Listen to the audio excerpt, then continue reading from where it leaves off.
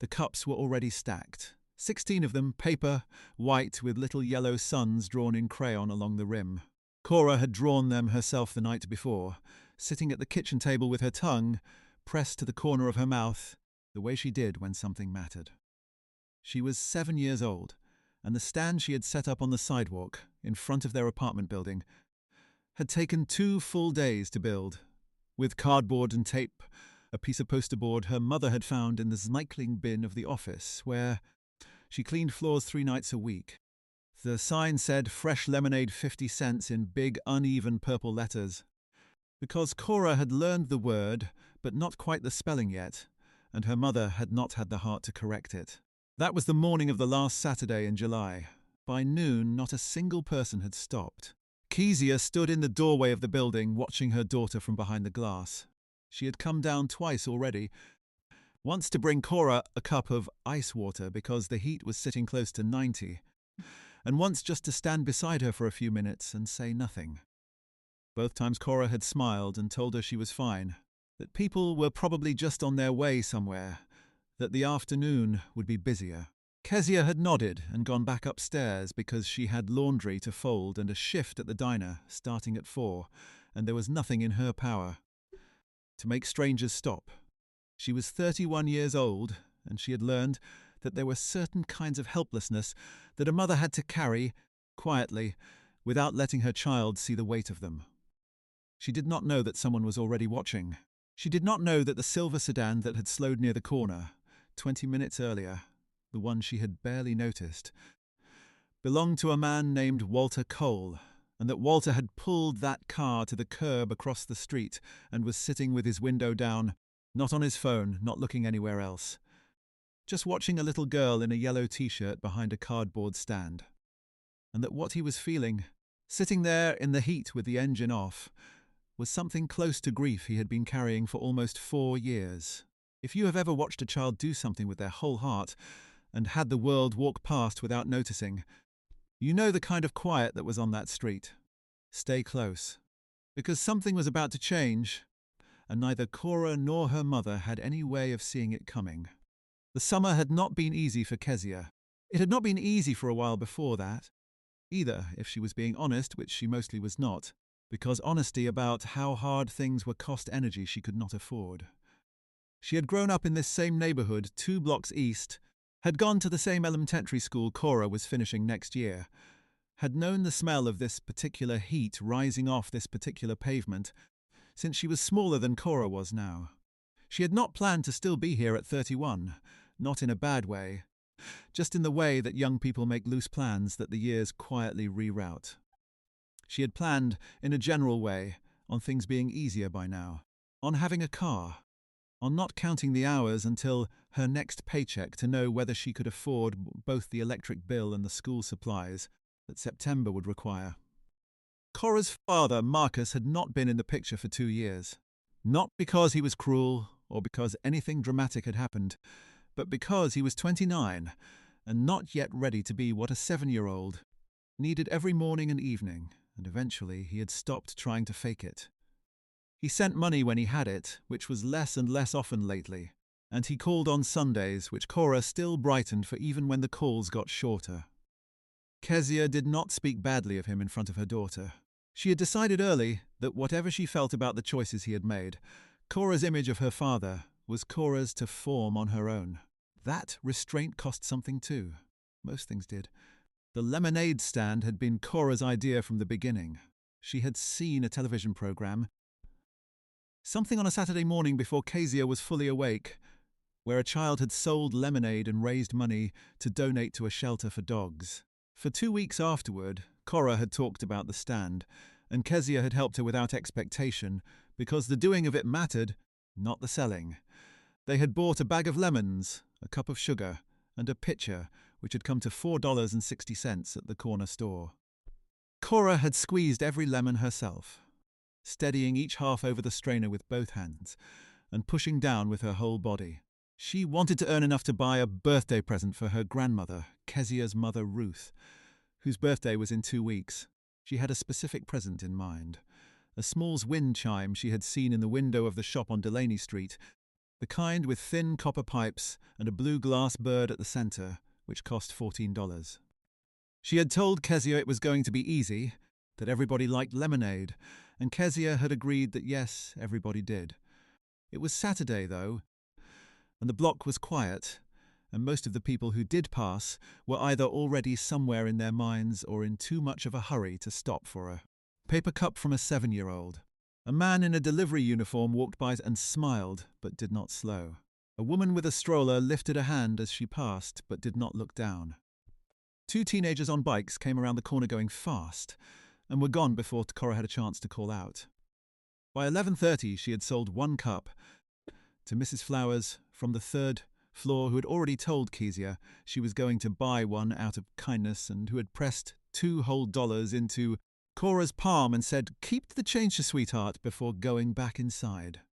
By noon, Cora was still sitting on the overturned milk crate she had been using as a chair. She had stopped calling out. She had her hands folded in her lap, and she was looking at the sidewalk.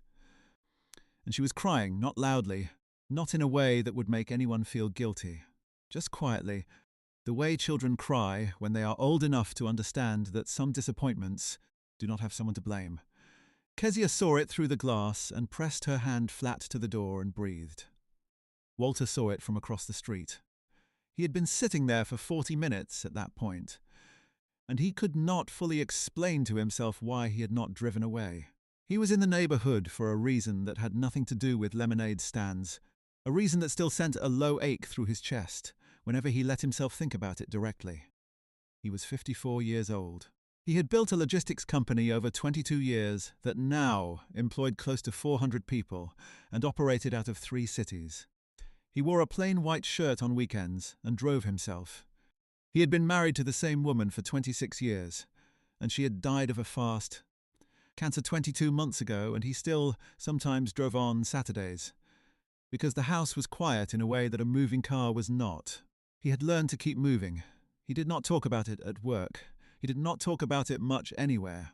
He had come to this particular neighborhood because his wife, Donna, had come from a block 3 streets over, and on certain Saturdays he still drove past, not to stop, just to see the building where she had grown up. The way a person touches a wound they know is healing, but cannot quite leave alone. Donna had left that building at 19 and never moved back, had made a life a long way from those streets. But she had always said the neighborhood was in her bones in a way nothing could replace, that she could still smell the corner bakery 2 blocks from her mother's door. Still hear the particular sound of the traffic on hot days when everybody had their windows down. Walter had learned to love those streets by loving her. He drove them now the way he had once driven her, carefully, paying attention to what she had pointed out: the old hardware store with the hand-lettered hours sign, the church with the blue door, the stoop where she had sat as a girl. He did not know why today had been one of those days. He was on his way back to the car. Having done the slow drive past, as he always did, when he had seen the cardboard sign and the yellow T-shirt, and he had stopped, he got out of the car. He did not have cash on him, which he realized before he had made it halfway across the street, but he crossed anyway. The little girl saw him coming and straightened up on her milk crate and wiped her face quickly with the back of her hand, the way children do when they have been crying and are not ready to admit it. "Much," he said. She looked at the sign, then at him. 50 cents, she said. "But I spelled it wrong." "I know," he said. "I saw you spelled the stand right, though, and the fresh." She considered this. "I have ice," she said. "I'd like some with ice, then." She filled a cup carefully, both hands on the pitcher, and passed it to him. He drank it. It was sour and sweet at the same time, the way lemonade made someone who has never made it before tends to be, not balanced exactly, but genuine, which was its own kind of good. "That's the best I've had today," he said. "You're the only one who stopped today," she said. Not accusing, just informing. He looked at the stack of cups. "How many do you have left?" 15, she said. "Mrs. Flowers got one. She lives upstairs." He looked down the block, then back at her. "What are you raising money for?" She told him about the wind chime and her grandmother's birthday and the copper pipes and the blue glass bird. She told him the wind chime cost $14 and she had made $2 so far. not counting what it had cost to buy the lemons, which she was not going to subtract, because she had already spent that money, and subtracting it now would not bring it back. He almost smiled at that logic, but kept his face neutral because she was serious and he respected that. "Can I ask you something?" he said. "Yes. Do you want more people to stop?" She looked at him with the kind of directness that small children have before the world teaches them to manage it. "That's why I made the stand," she said. Walter looked down the block again. There was a coffee shop on the corner, the kind with outdoor seating that filled up on weekends. He counted 8 people at the tables, visible from where he stood. He had a phone in his pocket. "Give me a few minutes," he said. She watched him take his phone out and walk a short distance down the sidewalk. She could not hear what he said. He was not on the phone long. He came back and stood across from the stand with his hands in his pockets. "Your lemonade is good," he said. "You should know that." "My mom helped me with the squeezing part," Cora said. "At first. Then I did it myself." "How many lemons?" "8. We had 8. He nodded slowly. He did not tell her what he had done, and she did not ask. And for a few minutes they both sat in the ordinary Saturday heat and said nothing, which was its own comfortable kind of quiet. Then people started coming. Not a flood, not all at once. First it was 2 men from the coffee shop on the corner, who said they had heard there was good lemonade on this block and asked for 2 cups each. Then a woman with twins in a double stroller who stopped and bought 4 cups and said her kids would not let her walk away. Then a young couple who were clearly out for a walk and had not planned to stop anywhere but did. Then 3 more people from the coffee shop in a loose group, laughing and talking, who bought the last 6 cups and stood on the sidewalk drinking them in the heat. Cora sold out in 22 minutes. She did not know, in those 22 minutes, that Walter had used his phone to send a message to a group chat that included the staff of the coffee shop, a network of regulars he had come to know over years of Saturday mornings in that neighborhood, a few colleagues who lived within walking distance, and his driver, who had been parked around the corner since Walter had texted him an hour ago to say he would be a while. He had not said, "Come buy lemonade," from a child. He had said, "There is a girl selling lemonade on the corner of Vine and Delaney. She has been out there since 9 this morning. She is good people. She could use the business." That was the whole message. People who knew Walter knew that when he said a thing like that, he meant it without decoration. Cora counted her money 3 times to be sure. $7.50, plus the $2 from Mrs. Flowers, plus the $1 she had gotten from the first 2 men at the coffee shop who had each given her an extra 50 cents and told her to keep it. $10.50. She was $3.50 short of the wind chime. She was explaining this to her mother, who had come down the stairs the moment she saw the small crowd forming through the window when Walter walked back over. He had been standing at a respectful distance, watching the count without intruding. He reached into his wallet. He did not pull out a bill. He looked at Cora and said, "What did you earn today?" $10.50, she said. "I need 14 for the wind chime, for my grandma's birthday." He put his wallet back. He said, "You earned $10.50. That's real money from real work. You should feel that." She nodded, watching him. "I'm going to add $3.50, he said. "Not because you need charity. Because you earned 9.5 of this yourself, and the stand was worth more than people made time for today. And sometimes the world is slow to catch up with what something is worth."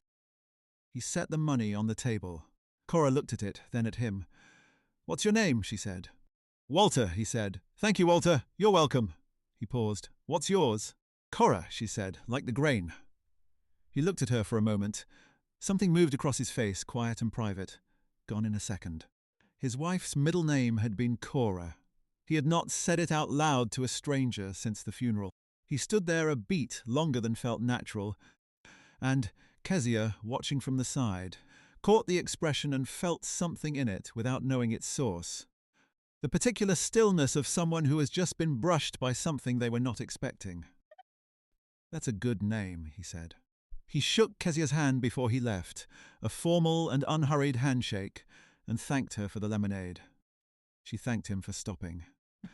Neither of them said more than that, and he walked back across the street to where his car was parked and drove away. Kezia did not know his name was Walter Cole.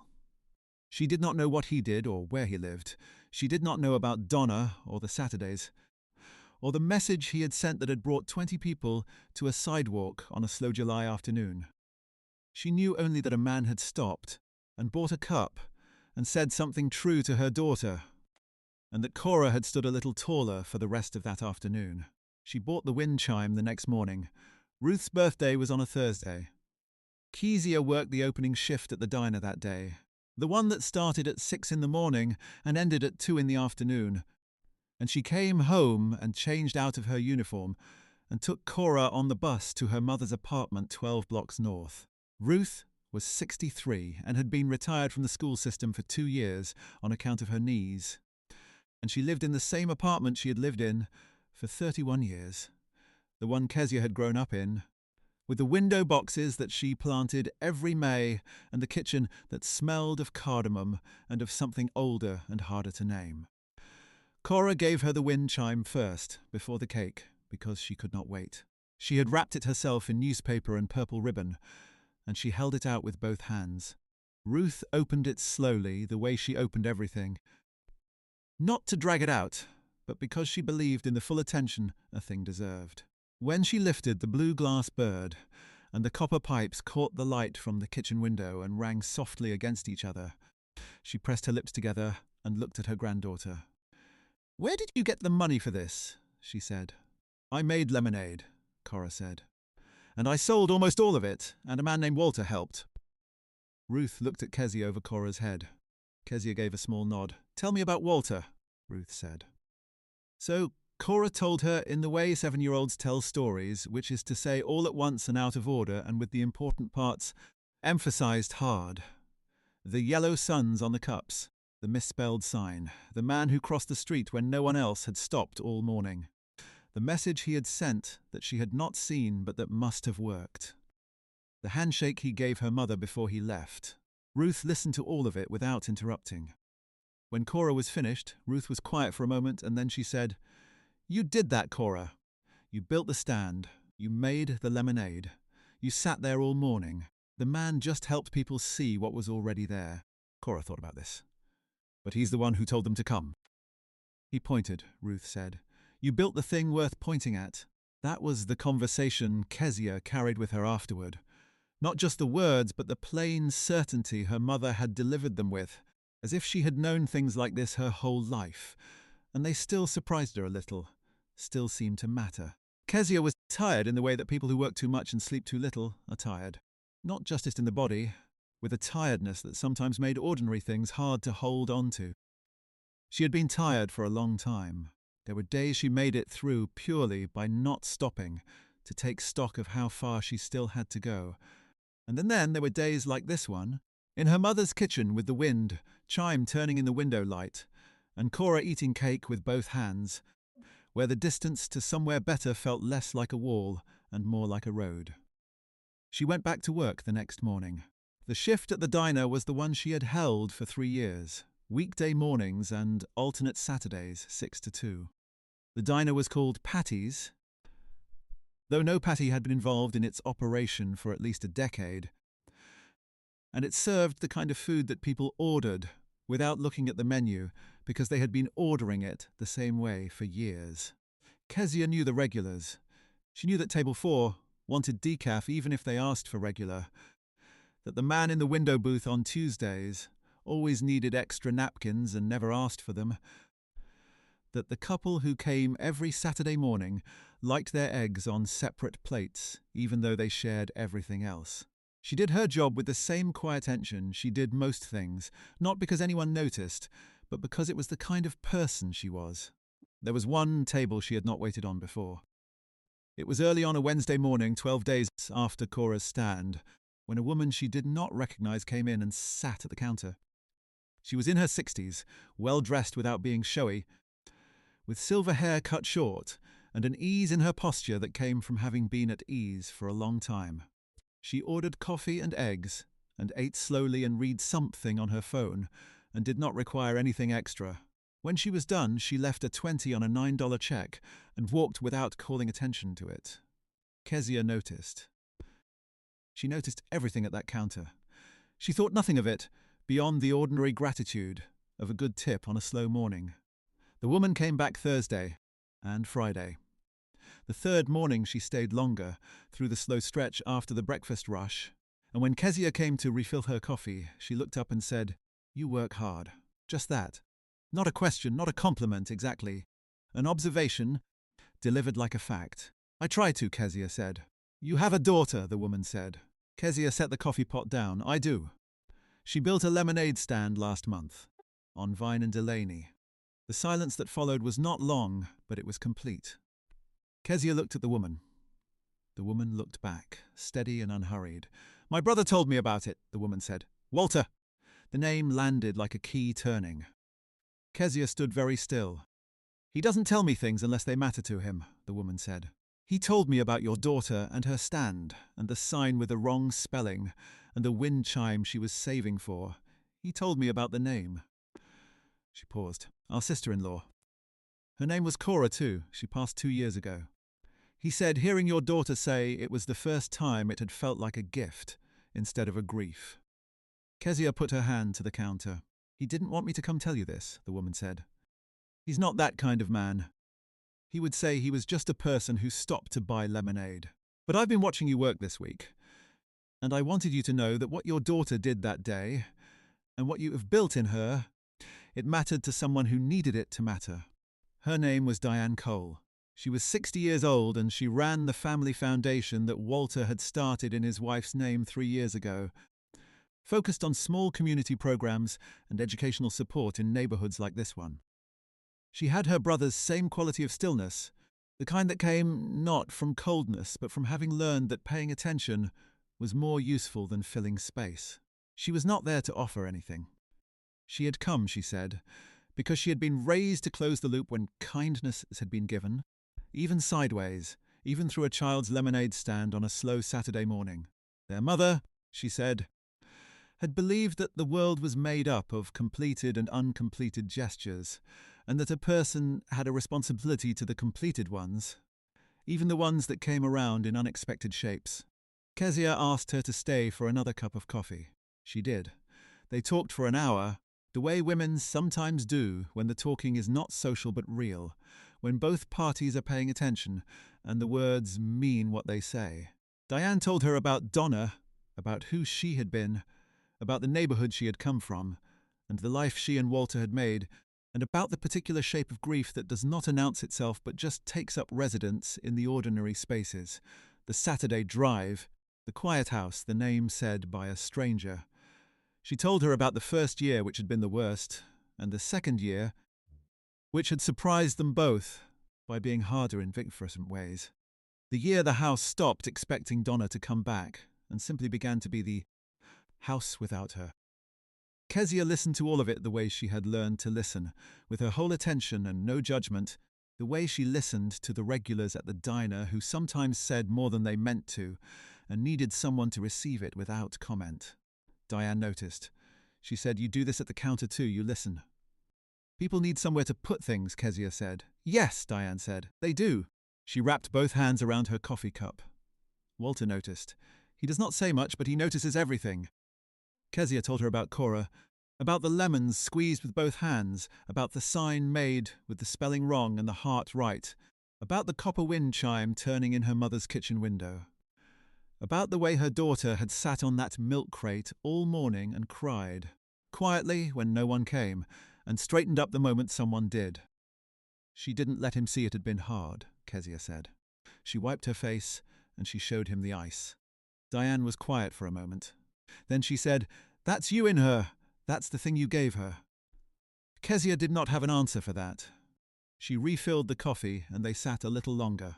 What happened in the weeks that followed was not a single dramatic moment. There was no ceremony, no check presented in a parking lot, no news camera. What happened was smaller and more lasting than that. Diane brought Kezia's name to the Foundation's mentorship program, which paired working parents with professional development support and supplemental education funding for their children. She did not do it as charity. She did it as what it was, a connection between two people who had each been pointed at something worth seeing. Kezia was called in for a conversation with the program director, a meeting she went to still in her diner apron because she had come straight from her shift and had not wanted to be late, and she was honest about where she was and where she was trying to go. She had 2 years of community college behind her and a long-standing intention to finish her degree in early childhood education that had been deferred first by money and then by time and then by the particular accumulation of both that makes deferred things feel permanent. The program offered a path that was not a handout. It offered support for the hours she could not work while she studied, coverage for Cora's after-school program, and a connection to a network of people who took seriously the idea that competence and dignity were not less real for being unrecognized. She said yes. She enrolled in the fall. Cora started second grade that September in the same school Kezia had attended. And she told everyone in her class about the lemonade stand, not just the selling part, but the whole thing, the lemons and the purple marker and the 22 minutes when everyone came at once and she had run out of cups. Her teacher, a young woman named Miss Reyes, who had been teaching for 3 years and still found her students genuinely surprising, asked the class what they thought made the difference. And Cora said without hesitating that the man had stopped. Another boy said the man had gotten other people to stop, and Cora said, no, first he stopped himself, that was the thing. He could have driven past. He stopped. Ms. Reyes wrote that on the board and left it there for the week. Walter did not know any of this for a long time. Diane had told him she was going to the diner, and he had given her the look he gave when she was doing something he would not have done himself, but was glad she was doing. He was not a man who tracked the downstream effects of ordinary kindness. He had stopped because a child was crying quietly and the world was walking past. That was all. He had sent a text because he had people who trusted his word and he had used it. He had put money on a table because the arithmetic was simple and the gap was small, and filling small gaps was what a person did when they had the ability. He did not think of it as anything more than that.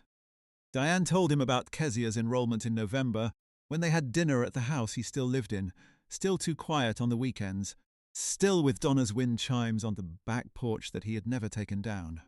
He listened to the whole thing. He asked a few questions. He did not say much. After dinner, before Diane left, he stood on the back porch for a while in the cold air and listened to the wind chimes move. They were the kind Donna had liked, with hollow wooden tubes and a painted cardinal at the top. He had bought them for her on their 2nd anniversary, and she had hung them herself with a hook she drilled into the overhang, and they had been there for 24 years. He stood there and let them sound in the November air, and he thought about a 7-year-old girl in a yellow t-shirt who had drawn little suns on paper cups and spelled cents with a T, and sat on a milk crate on a hot sidewalk all morning and cried when no one came, and then straightened up the moment someone did. He thought about how sometimes the world is slow to catch up with what something is worth. He had said that to her, and he had meant it about the lemonade stand, but standing in the cold with the chimes moving, he understood that he had also meant it about something else, something he had not been able to say plainly until a 7-year-old's name had said it for him. That grief did not mean the end of being moved by things, that the world could still surprise you with what it put in your path. That stopping mattered, even when you did not fully understand why you were stopping. He had been driving those streets for almost 2 years, trying to stay close to something he had lost. He had not expected to find anything new. He was glad he had pulled over. 2 years after the lemonade stand, Kezia graduated with her associate's degree in early childhood education on a Cora was 9 by then, old enough to understand what the night meant and to want to dress up for it, which she did in a purple dress and white shoes. She had polished herself the night before. With a concentration and a deliberateness her grandmother recognized as being very specifically her mother's. Ruth sat in the auditorium in the 2nd row, with Cora pressed against her side, and when Kezia's name was called and she crossed the stage in her gown, Cora stood up and clapped with both arms over her head, and Ruth had to pull her back down before the people behind them protested, though none of them did. Everyone around them was clapping just as hard. Some moments announced themselves. Afterward, outside in the warm evening, Kezia stood with her daughter and her mother. and let herself feel the full weight of the distance she had covered. Not the distance still ahead, which was real and which she would cover, but this distance, the one that was done. Ruth held her for a long time and did not say anything. Cora put her hand in her mother's and tugged once, gently, the way she did when she had something important to say. "Are we going to celebrate?" she said. "Yes," Kezia said. "Can we get lemonade?" Ruth laughed first, then Kezia, then Cora herself, who had not fully intended the joke but was pleased it landed. They walked to the corner restaurant 2 blocks from the auditorium, the 3 of them, in the May evening with the light going golden long, and they sat in a booth by the window and ordered whatever they wanted, which Kezia rarely said and meant. Cora ordered lemonade and drank it in 3 long pulls and pronounced it too sweet, not tart enough, and said she could do better. Kezia believed her. She had believed her for a long time. The wind chime still hung in Ruth's kitchen window. The blue glass bird had been chipped once, when a draught caught it hard against the frame, but Ruth had not replaced it. She said the chip gave it character, that things that had been through something were better for the marks. Cora had grown up visiting that kitchen and looking at the chime and knowing, in the way children know the origins of the objects that matter to the people they love, that she had earned it herself with lemons and purple marker, and a long hot morning when she had almost given up. She had not given up. She had wiped her face and shown the man the ice. That was the part she remembered. Not the selling out, not the $14, not even the full auditorium 2 years later, or her mother crossing the stage. The part she came back to, in the way that the earliest true things stay with you, was the moment she had seen a man getting out of a car and crossing the street toward her, and had sat up straight on her milk crate, and had decided to show him her best cup. She had not known who he was, or what he was carrying, or what her name would mean to him. She had only known that someone had stopped, and that someone stopping was worth being ready for. The world keeps a ledger of those moments, even when no one is watching it closely. Kezia's second graduation, 4 years after the first, was for her bachelor's degree. She wore the same gown in a different colour. Cora, now 13, was in the front row this time, with Ruth beside her, and 2 of Kezia's colleagues from the preschool where she had been working for a year, a job she had found through the Foundation's network, a classroom of 4-year-olds who was, as she told everyone who asked, exactly as exhausting, and exactly as worth it as she had always believed they would be. She had not told Walter that she was in the program. She had not met him again after the day of the stand. She thought of him sometimes, not with anything that needed to be said, just with the particular warmth that certain people leave behind when they do something simple and real and do not wait around to be thanked for it. She hoped his Saturdays were a little easier. She thought they probably were. When the ceremony was over and the night had settled into the ordinary happiness of a thing accomplished, Cora walked beside her mother through the parking lot with their gowns over their arms and the warm May air on their faces, and she said, in the matter-of-fact way she had begun saying things now that she was older, "You never stopped, not once, even when it was hard." Kezia looked at her daughter, 13 years old, already carrying herself with a quiet that had nothing to do with sadness and everything to do with something deeper. She thought of the milk crate, the yellow suns on the paper cups, the 17 customers in 22 minutes on a Saturday morning that had started with no one at all. "Neither did you," she said. The blue glass bird still rang in her mother's window every time the air moved through. It had rung for 4 years, and it would ring for many years more, small and clear, the kind of sound that did not demand anything, just offered itself to whoever was close enough to hear. Some gifts are like that. You do not always know, when you receive them, how long they will keep giving. You only know that someone stopped, and that the stopping was everything.